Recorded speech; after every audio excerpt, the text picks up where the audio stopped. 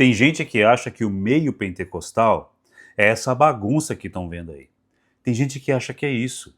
Tem gente que acha que o meio pentecostal significa ter king, the power, the member, the best, the fair. Taca-tica, toca-toca, taca-taca, tuca-tuca. Tem gente que acha que o meio pentecostal é essa bagunça toda que vocês estão vendo. Não é, não. O meio pentecostal tem o falar em línguas, tem a profecia, tudo no seu devido lugar, para a edificação do corpo de Cristo. Então, eu quero deixar com vocês aqui uma pregação do meu amigo, pastor Juliano Fraga, da Assembleia de Deus. Um homem de Deus. A pregação desse homem, né, nessa mensagem que eu estou deixando aqui, significa muito o que é o meio pentecostal. Assista do começo ao fim, eu tenho certeza que você vai sair transformado. Tamanho poder nessa palavra. Isso é o meio pentecostal. Preste atenção e que Deus te abençoe. Glória a Deus. Vos cumprimento com a paz do Senhor. 1 Coríntios, capítulo de número 15. Primeira carta de Paulo à igreja de Corinto. Seu capítulo é o de número 15. Quero externar minha gratidão a Deus pela sua benevolência, permitir que eu pudesse contribuir essa noite com a palavra de Deus na nossa AGO tão relevante.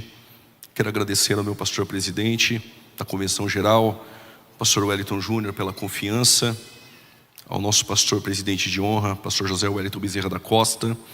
Quero também externar a minha gratidão a toda a mesa diretora, aos pastores, também pastor Ronaldo, a toda a casa publicadora, por essa obra que eu tenho certeza que será edificante e fundamentada no pré-tribulacionismo e no pré-milenismo. Deus abençoe toda a casa, em nome de Jesus. 1 Coríntios, capítulo de número 15. Eu quero ler 3 textos, 3 versículos. O primeiro está no versículo de número 26. Diz assim: ora, o último inimigo que há a ser aniquilado é a morte. Versículo de número 45. Assim está também escrito: o primeiro homem, Adão, feito em alma vivente, o último Adão, em espírito vivificante. Versículo de número 52.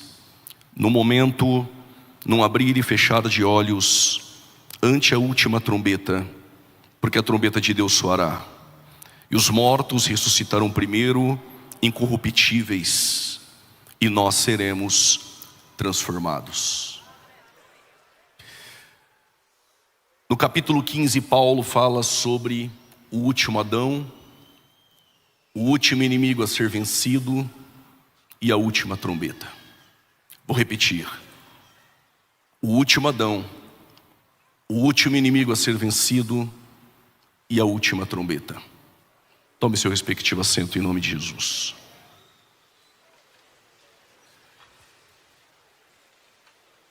Hoje é uma data que milhares e milhares de salvos, de cristãos, celebram a morte e a ressurreição de Jesus Cristo.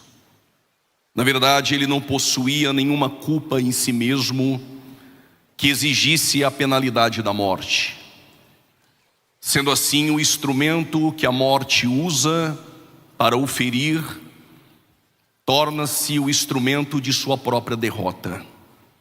O palco do Calvário, escolhido por Satanás e pela morte para ser o palco da vergonha, da ignomínia e da dor, é o mesmo palco que Deus usa para ser o altar da redenção, do pódio da vitória e do triunfo e o estandarte da sua conquista.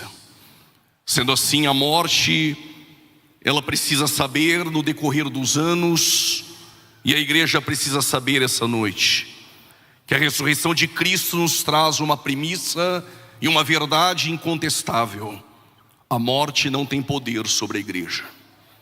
Eu vou repetir: a morte não tem poder sobre a igreja. Eu vou repetir: a morte não tem poder sobre a igreja. E Jesus anunciou isso à igreja na região de Cesareia de Filipe, quando Jesus deixara a multidão e caminhava somente com os 12, E Jesus, ele fez algo que ele não costumava fazer: perguntas. E Jesus, ele lança a primeira pergunta: o que as pessoas dizem que eu sou? Eu não sei quem foi do colégio apostólico, mas alguém dissera: os que te viram chorar estão dizendo que o Senhor é Jeremias. Os que te viram pregar o sermão mais duro estão dizendo que o Senhor é João Batista. Os que te viram curar com poder estão dizendo que o Senhor é Elias. E Jesus lança a segunda pergunta: e vocês? O que vocês dizem que eu sou? Eu não sei aqui em São Paulo, mas em Campinas, aos domingos, 9 horas da manhã, as Testemunhas de Jeová, que tem como fundador Charles Taze Russell, batem na porta de nossas casas para dizer que Jesus não é Deus, que Ele é uma criatura que foi criada em algum tempo da eternidade e nada mais. Se perguntar para os mormons, que tem como fundador o Joseph Smith, eles vão dizer que Jesus é um polígamo casado com Marta e Maria, em João capítulo de número 2, as bodas de Caná, e o mesmo irmão de Satanás e filho de Adão. Se perguntar para os adventistas do sétimo dia, eles vão dizer que o nome honorífico de Jesus é o arcanjo Miguel. Se perguntar para a maior religião que cresce em Hollywood, os budistas de Siddhartha Gautama, eles vão dizer que Jesus não é Deus, Ele é só um exemplo de liderança a ser seguido e nada mais. Se perguntar para a maior religião que cresce no planeta, os muçulmanos, eles vão dizer que Jesus não é Deus, Ele é só um profeta e nada mais. Mas se nós pudéssemos caminhar há 2000 anos atrás, encontrasse uma mulher em Samaria sem um cântaro na mão, ela iria dizer: para eles eu não sei, mas para mim ainda é aquele que tem água da vida eterna. Isaías vai dizer: para mim Ele é o conselheiro, é o Deus forte, é o Pai da eternidade, a raiz de Davi. Jó vai dizer: para mim Ele é o Redentor que vive. João Batista vai dizer: para mim Ele é o Cordeiro de Deus que tira o pecado do mundo. Lázaro e Betânia vai dizer: para mim Ele é a ressurreição e a vida, e ainda que esteja morto viverá. Paulo vai dizer: para mim é aquele que foi manifestado em carne, justificado em espírito, visto pelos anjos, crido pelo mundo, pregado entre nações, mas recebido em glória. João em Pátimos vai dizer: para mim Ele é o princípio e o fim, Ele é o alfa e o ômega, aquele que era, que é e que há de vir. Mas se perguntar para um assembleiano há 113 anos, eu tenho certeza que você vai dizer: para nós Ele ainda é o que salva, o que cura, o que batiza com o Espírito Santo. Cadê os crentes que vão morar no céu?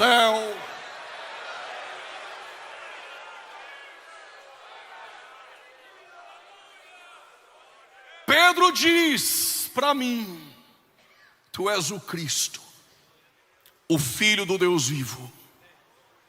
Disseste bem, Pedro, não foi carne nem sangue que te revelou, senão o Pai que está nos céus. E sobre esta pedra, e sobre esta pedra, e sobre esta pedra, e sobre esta pedra edificarei a minha igreja, e as portas do Hades, das ânsias da morte, não prevalecerão contra ela. A morte não tem poder sobre a tua vida. Mas um dia a morte entrou no mundo através do primeiro Adão. Em Gênesis 2:17, Deus dissera: de todas as árvores que estão no jardim comer livremente, mas da árvore do conhecimento do bem e do mal, no dia em que comer, certamente morrerás. Quando Adão ele come, logo ele morre espiritualmente. Fisicamente ele vai morrer com 930 anos. Através do primeiro Adão, a morte passou a todos os homens. E Paulo atesta essa verdade, escrevendo aos Romanos, capítulo 5, versos 12.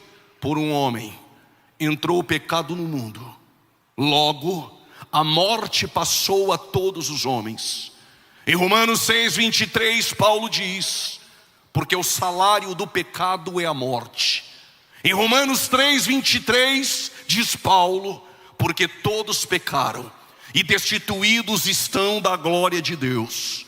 Se todos pecaram, todos nós nascemos mortos espiritualmente. Não há berço evangélico que salve alguém. Todos nós nascemos mortos espiritualmente. E eu tenho um conselho: Se nessa vida você nascer uma única vez, tu morrerá 2 vezes. Mas se você nascer 2 vezes, tu morrerá uma vez.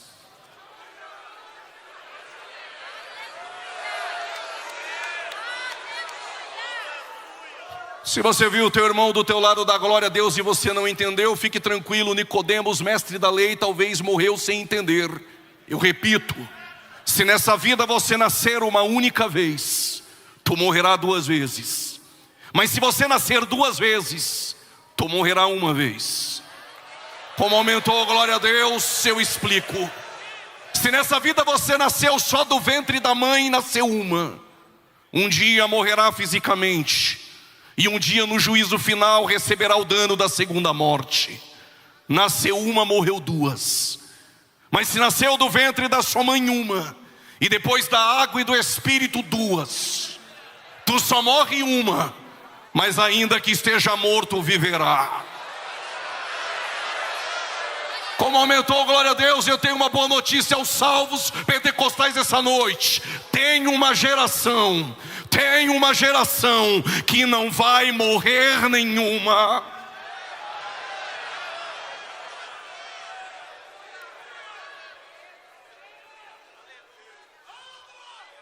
O primeiro Adão deixou uma dívida impagável. O primeiro Adão deixou o pecado e a morte a todos os homens. Logo o primeiro Adão deixa uma dívida e deixa a morte no mundo. Mas a dívida precisa ser paga e a morte precisa ser vencida. Se o primeiro Adão trouxe morte, o último Adão trará vida. Se o primeiro Adão trouxe morte e doença, o último Adão traz a cura e traz vida a todos nós. Mas se a dívida precisa ser paga, os anjos não poderiam quitar essa dívida, porque a natureza dos anjos é incompatível à natureza daquele que pecou. Eu explico. A natureza do ofensor é uma natureza humana. A natureza angelical é incompatível à natureza do ofensor. Os animais também não poderiam quitar essa dívida, ainda que entraram no mundo sangue de animais, somente protelando a dívida. Mas em Hebreus capítulo 10, versículo de número 5, permita-me, é como se Deus desse um tapa na mesa e dissesse: sacrifícios e oblações, sangue de touros e animais, não quero mais. Corpo me prepara. Corpo me prepara. Para quitar a dívida, diz o autor aos Hebreus, ele se fez menor do que os anjos, tomando empréstimos dos Salmos 8. E quando ele se fez menor do que os anjos, quando o verbo se fez carne para quitar a dívida. E quando ele se fez carne para quitar a dívida, é como se Paulo desse um grito à igreja em Filipos: sendo em forma de Deus, não teve por usurpação ser igual a Deus, esvaziou-se de si mesmo, se tomando semelhante aos homens, se tornando como servo ou escravo, obediente até a morte e morte de cruz. Mas Deus o exaltou. Mas Deus o exaltou. Alguém levantou a mão, vou repetir. Mas Deus o exaltou soberanamente e lhe deu um nome que é acima de todos os nomes. Que nome é este? Mais excelente que o dos anjos. Se fez menor do que os anjos para se tornar maior do que os anjos. E Deus o exaltou soberanamente e lhe deu um nome que é acima de todos os nomes. E chegará o dia, e se você não fizer isso hoje, tudo bem, mas um dia irá fazer. Chegará o dia em que todo joelho se dobrará e toda língua confessará: Ele é Senhor. Estou sentindo Deus essa noite entre nós. Ele se fez menor do que os anjos em sua encarnação. mas ele é maior do que os anjos em essência. Prove, eu te provo. Os anjos são criados. Quem é maior do que os anjos é criador. João capítulo 1, versículo 3, sem ele nada do que foi feito se fez. Colossenses 1,16, ele criou todas as coisas, visíveis e invisíveis. Hebreus capítulo 1, versículo 3, ele não só criou todas as coisas, mas ele sustenta todas as coisas pela palavra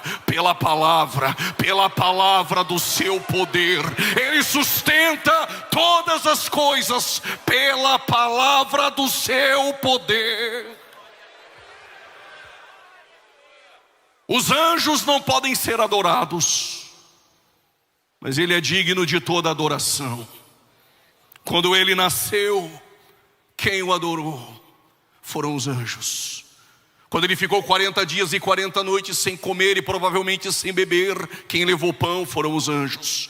Quando ele está no Getsêmani em agonia, quem foi o consolar foram os anjos. Domingo pela manhã, quando ele ressuscitou, quem disse para as Marias que ele não estava mais lá foram os anjos. Quando ele subiu a súmpita aos céus em Atos capítulo 1, versículo 9, 10 e 11, quem disse que ele voltaria foram os anjos. Mas para pregar o evangelho cheio do Espírito Santo e com ousadia, ele chamou eu e você para essa grande obra.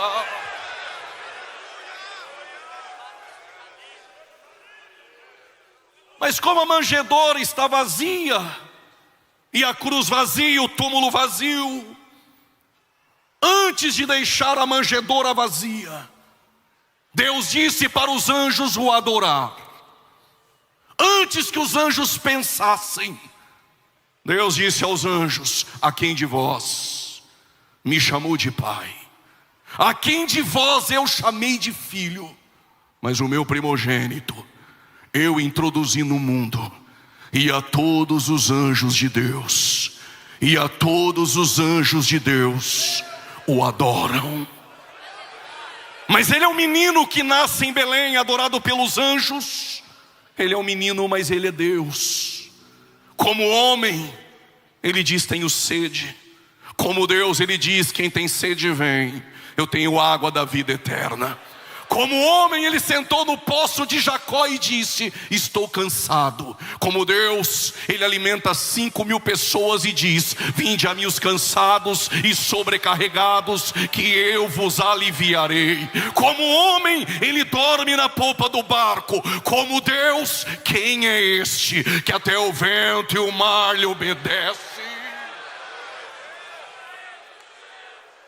Mas para a dívida ser paga, ele se tornou menor do que os anjos. Mas a exigência do ofendido que está em seu trono é um sacrifício santo e justo. Por isso Paulo, escrevendo aos Romanos capítulo 12, diz: rogo-vos, pois, irmãos, pelas misericórdias de Deus, que vos apresenteis como sacrifício vivo, santo e agradável. Por causa desse aleluia, só tem 2 sacrifícios vivos da Bíblia. O primeiro é Isaque. Leva para Moriá, amarra o menino, levanta o cutelo e o anjo disse: pare, eis ali o carneiro. O sacrifício é vivo, mas não é santo e não é agradável. Mas tem um outro sacrifício vivo, santo. Parece que alguém conhece. Pregador, mas há como provar que o sacrifício é vivo e santo? Segundo a Coríntios 5:21, Paulo diz: ele não cometeu pecado. 1 Pedro capítulo 2, versículo 22, nele não há pecado. João 6,69, ele é o santo de Deus. Hebreus capítulo 4, versículo 15, em tudo foi tentado, mas sem pecado. Alguém poderia levantar a mão e protestar essa noite e dizer: protesto, Paulo, Pedro, João e o autor aos Hebreus é do time de Jesus, não vale. Então eu trago 4 que jogavam contra. Judas diz: traí sangue inocente. Não dê glória, está 4-1. Pilatos diz: ele é justo, 4-2. A mulher de Pilatos, Cláudia Prócula, diz: tive um sonho e muito sofri por causa do sangue desse justo, 4-3. Mas tem um ladrão na cruz, que aos 44 do segundo tempo,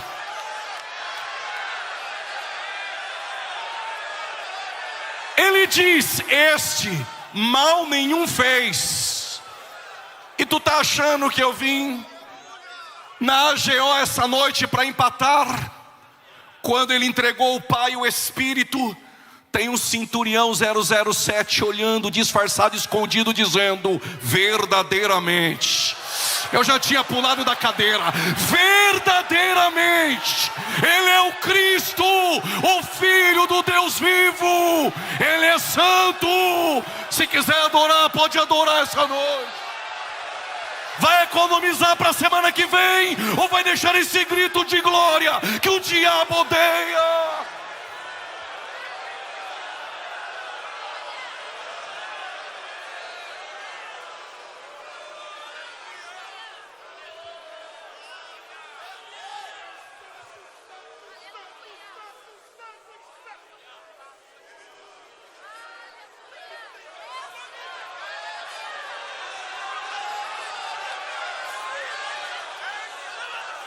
Pode dar glória a Deus, pode falar em línguas estranhas. Isso aqui ainda é a Assembleia de Deus.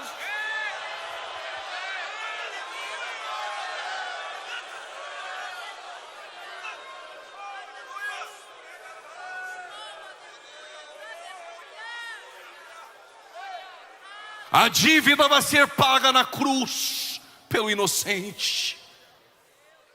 Mas a morte, o último inimigo, será vencida. Quando ele está na cruz desde as 9 horas da manhã, quase 3 horas da tarde, Pilatos coloca uma placa sobre a cruz dizendo: este é o rei dos judeus. Quem sabe o primeiro panfleto evangelístico da história. Quando o ladrão olha e diz: se ele é rei, logo tem um reino. Lembra-te de mim quando vieres no teu reino. E Jesus disse: na verdade, eu te digo, hoje mesmo, alguém já levantou da cadeira, vou repetir, não é amanhã, não é ontem, hoje mesmo estarás comigo no paraíso.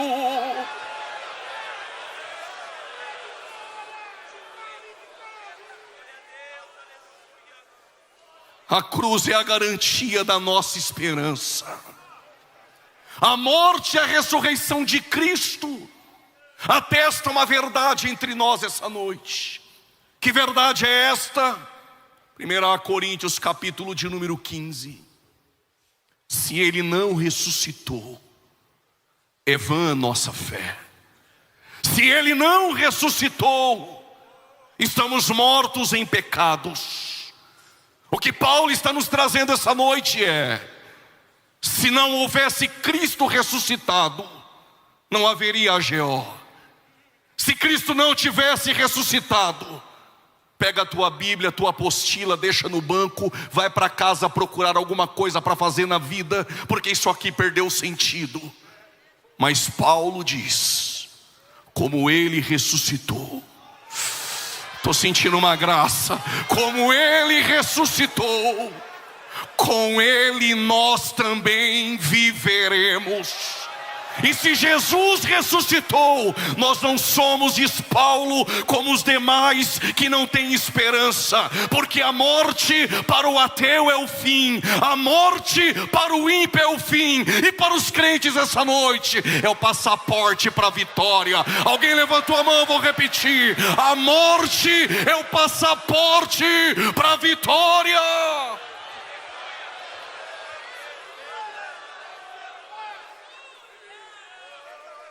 A morte é o veículo que Deus usa para nos levar mais próximo do nosso Senhor. A morte não é o fim, a morte é o meio. A morte não é uma parede, a morte é uma porta que nos leva à eternidade. E Paulo atesta esse pensamento aos coríntios dizendo: Cristo as primícias, e depois os que são de Cristo na sua vinda. Cristo é o primogênito dentre os mortos. E o que é ser o primogênito dentre os mortos? Alguém poderia essa noite ousar a dizer: como poderia ele ser o primeiro a ressuscitar, se antes dele houve outras ressurreições, como a filha de Jairo, o filho da viúva de Naim, e a própria ressurreição de Lázaro? Mas todos estes ressuscitaram, mas morreram novamente. Estou pregando essa noite sobre aquele. Estou pregando essa noite sobre aquele que ressuscitou para nunca mais morrer. Repito, ressuscitou para nunca mais morrer.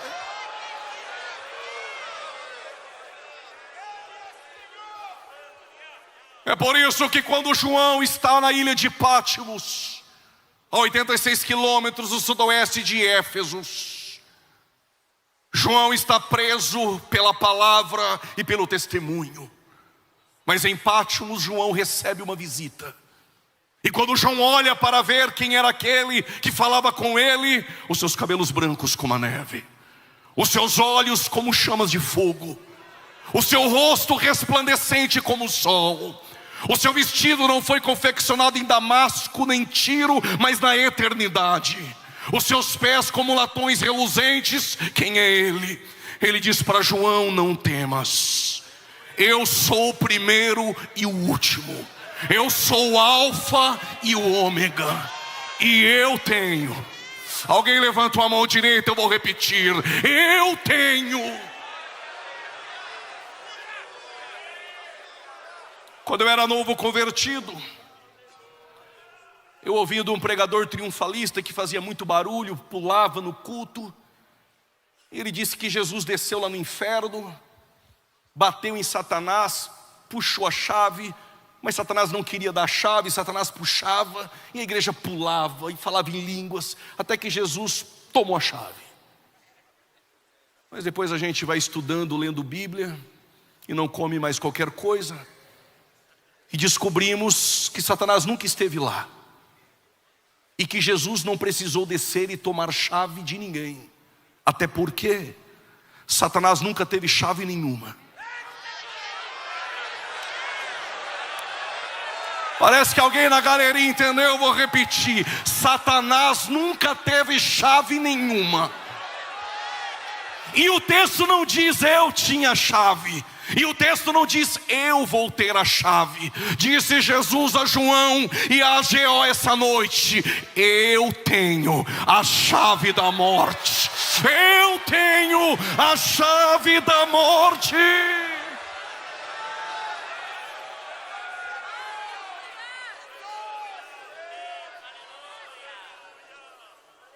Se ele tem a chave da morte, ele diz que as portas do Hades não podem prevalecer contra a igreja. Há uma verdade entre nós essa noite. Qual é a verdade? Os salvos não temem a morte. Eu vou repetir: os salvos não temem a morte. Essa é a Páscoa essa noite. Os mortos em Cristo têm uma esperança, e os vivos em Cristo não temem a morte. Há uma bendita esperança dentro de nós. Permita-me dizer isso essa noite. O que há em nós que faz com que a morte não nos detenha no Hades? Há uma pergunta que gravita, orbita e permeia entre nós essa noite. O que há em nós que a morte não pode nos deter no Hades? O profeta Joel havia predito no capítulo 2, versos 28, que nos últimos dias o Espírito Santo seria derramado sobre toda a carne. Quando Jesus ressuscita, ele fica por um período de 40 dias com os discípulos ressurreto. E antes de subir a súbita aos céus, ele deixara uma promessa embasada em uma ordem: ficai em Jerusalém, até que do alto. Por causa desse glória a Deus, tem uma verdade aqui: ninguém pode receber do alto se não aprender a ficar. Mas ninguém pode sair se do alto não receber. Ficai em Jerusalém, até que do alto sejais revestidos de poder. E serão minhas testemunhas, Jerusalém, Judeia, Samaria e nos confins da terra. Jesus sobe a súbita aos céus. Eles ficam parados, perplexos, atônitos, olhando, até que os anjos disse: varões galileus, este mesmo que vocês viram subir, ele voltará. 120 com tudo em comum no cenáculo, aguardando uma esperança, aguardando uma promessa. E essa promessa veio como um vento veemente, impetuoso, e veio como línguas repartidas, como que de fogo. Quando eu falei fogo, se tivesse no mínimo 10, glória a Deus, eu contaria sobre o fogo. Parece que tem assembleano que ainda ama o fogo. Estão tentando apagar o fogo na Assembleia de Deus, mas ainda tem crentes que amam e são incendiados pelo fogo. Porque Hebreus capítulo 12, versos 29, o Senhor é fogo consumidor.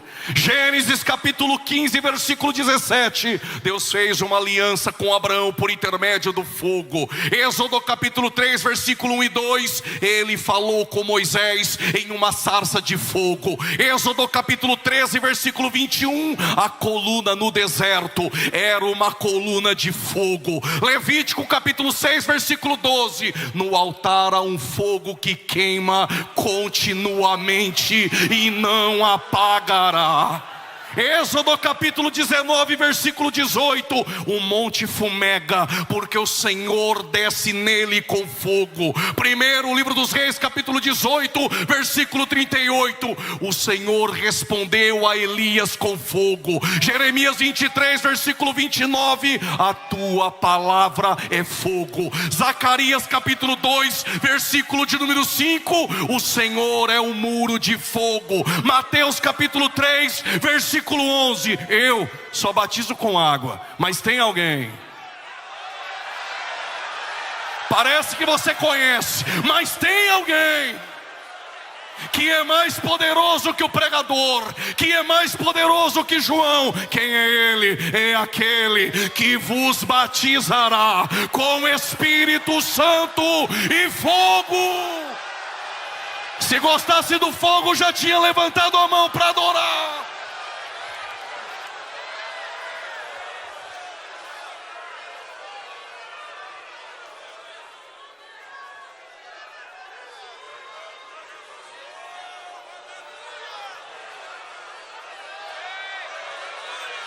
Não precisamos de modismos, não precisamos de inovações, não precisamos de entretenimento.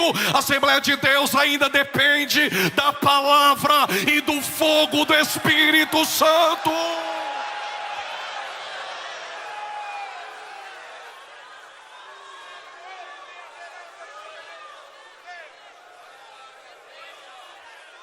Pregador, mas o que há em nós que o Hades não pode nos deter?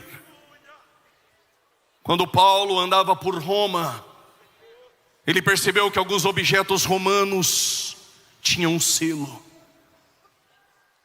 Se você for em Campinas, na prefeitura onde eu moro, lá tem móveis antigos e esses móveis têm um selo. Aquele selo identifica que é uma propriedade, patrimônio da prefeitura. Ninguém pode vender e ninguém pode trocar. Quando Paulo anda em Roma, ele percebe que alguns objetos romanos tinham um selo. Quando colocaram Jesus no sepulcro, os judeus, com medo que roubasse o corpo, pediram para Roma tomar conta. Roma rolou uma pedra no sepulcro, colocou um selo. O selo identificava, é propriedade de Roma. Paulo teve uma revelação, escrevendo aos Efésios, capítulo 1, versos 13, ele diz: vocês são selados.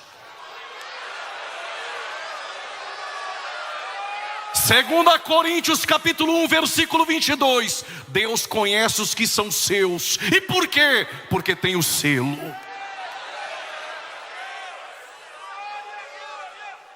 O que há em nós que o Hades não pode nos deter?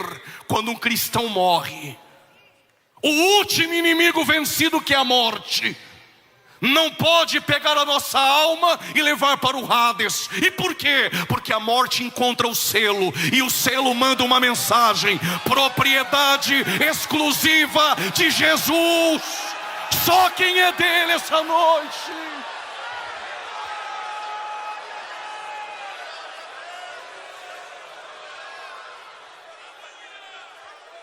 Vocês me aguentam mais 5 minutos? Digam amém.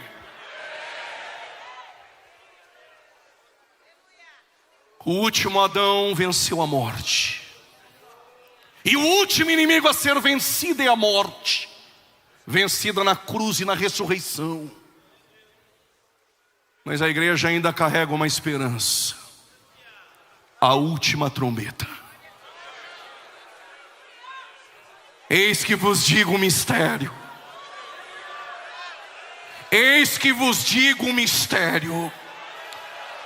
Eu vou repetir, ainda tem aqueles que gostam da eternidade. Eis que vos digo um mistério: nem todos dormiremos. Num abrir e fechar de olhos, na última trombeta, num momento, todos nós seremos transformados. Com alarido, voz de arcanjo e a trombeta de Deus. E a trombeta de Deus vai soar. Pode ser que o culto não termine essa noite. Pode ser que não dê tempo de nos encontrar aqui pela manhã. Pode ser amanhã, no caminho para a igreja, será dada uma palavra de ordem: os que morreram em Cristo ressuscitarão primeiro. E depois nós. E depois nós. E depois nós. E depois nós. E depois nós, os que ficarmos vivos, seremos arrebatados. Encontraremos com eles nas nuvens, para um encontro com o Senhor nos ares.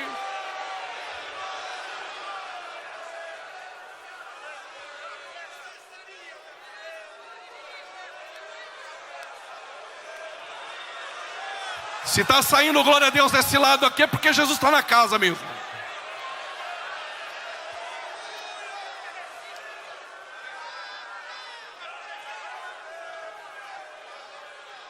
Pregador, mas eu amo São Paulo. Pregador, mas eu amo a terra em que eu habito. Filipenses 3:20. Porque a nossa cidade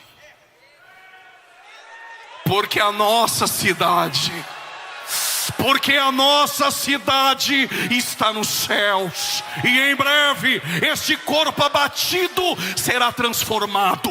Porque é necessário que aquilo que é corruptível se revista de incorruptibilidade, e aquilo que é mortal se revestirá de imortalidade. Então cumprir-se-á a palavra: tragada foi a morte pela vitória.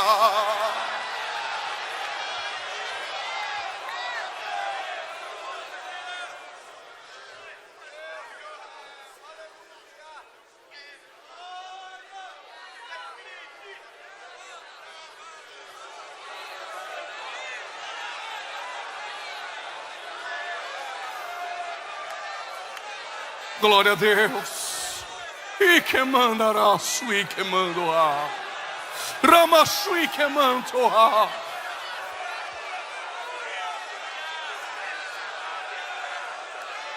Seja renovado pelo poder da palavra essa noite. Sinta a presença do Espírito Santo entre vós.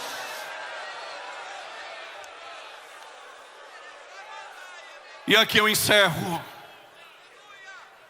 Quando chegarmos na eternidade, haverá um tribunal de Cristo.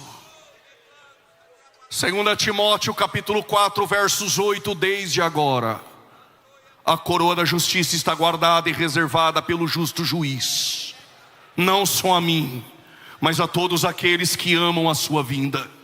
Tiago capítulo 1, versículo 12, bem-aventurado o varão que suporta a tentação, porque depois de suportar e vencê-la, dar-te-ei a coroa da vida.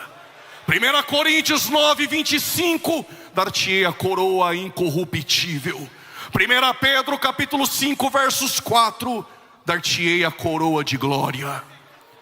Se tem coroa da justiça, coroa da vida, coroa incorruptível e coroa de glória, o que eu faço para receber? Apocalipse 2:10. Ser fiel até a morte. Ser fiel até a morte, e dar-te-ei a coroa da vida. Pastor Juliano, mas eu já tenho a coroa. Então vai embora dessa AGO sabendo, Apocalipse 3:11, guarda o que tens. Guarda o que tens. Guarda, eu já tinha levantado as duas mãos. Guarda o que tens, para que ninguém tome a tua coroa.